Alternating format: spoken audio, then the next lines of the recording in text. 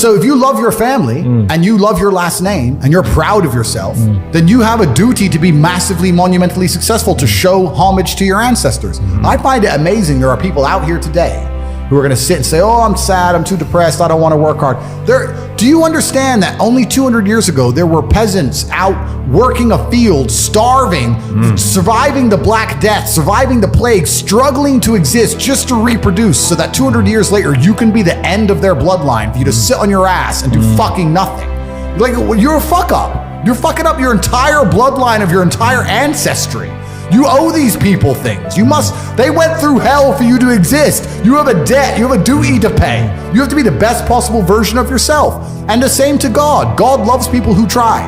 God loves people who work hard. It's amazing if you try your very best all the time, what God will give you.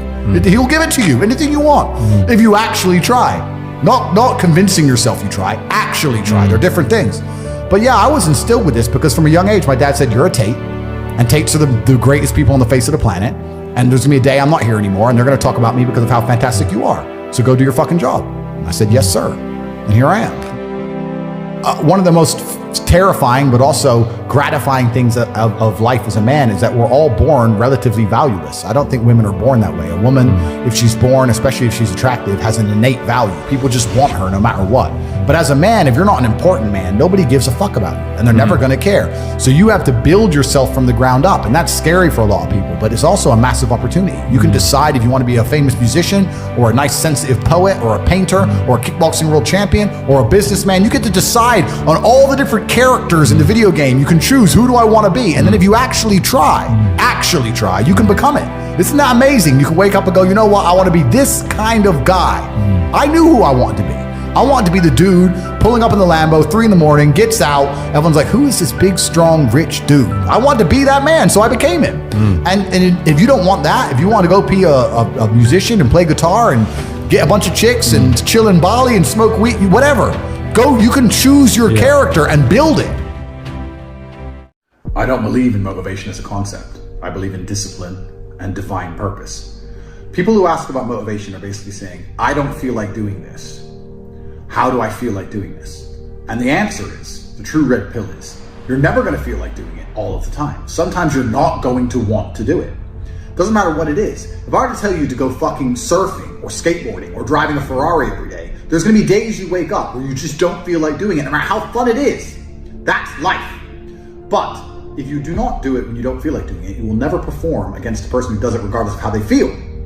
You have to make a decision. Forget about the idea of motivation, forget about the concept of it, throw it away, and decide who you are. And this is a genuine task for you all to complete. Go look in the mirror, look into your own eyes, and decide, am I a fucking loser, or am I a winner? Because if you're only gonna do what you feel like doing, you are a loser.